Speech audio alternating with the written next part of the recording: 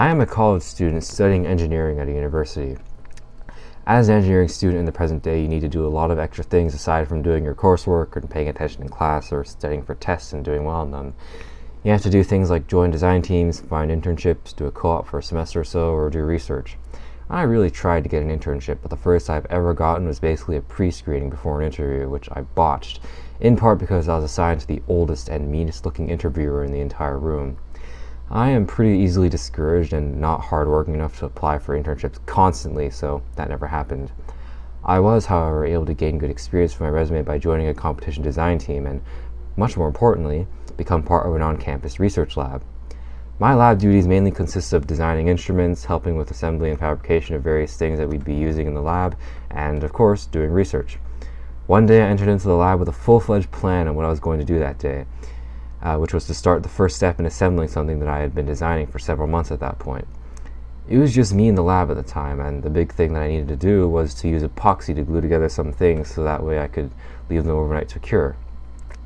I needed to use a specific kind of epoxy with a low viscosity to allow for electrical contact, so I poured through the big inventory of epoxy that we had. I found that the resin for it was in this big container resembling a water cooler in big sporting events, and it didn't look like it had been used in a long time. And I lugged it out and twisted the knob to get that resin. Nothing came out. I kept turning the knob. Maybe I just didn't position it correctly. It turned out this wasn't the issue. I even tried looking up the nozzle to see if there was anything in it, in spite of the risk of the resin pouring out and drowning me in sticky fluid. Again, nothing. I tried to screw off the nozzle and it wouldn't budge.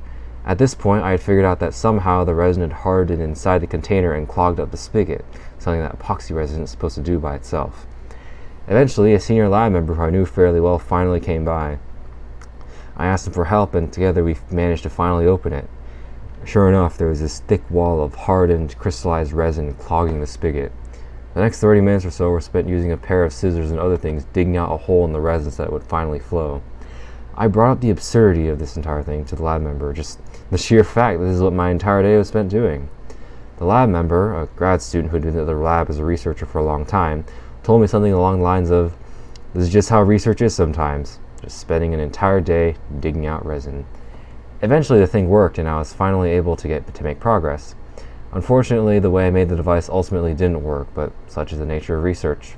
You learn from your mistakes and you overcome obstacles, even ones as menial yet significant as a clogged tub of epoxy.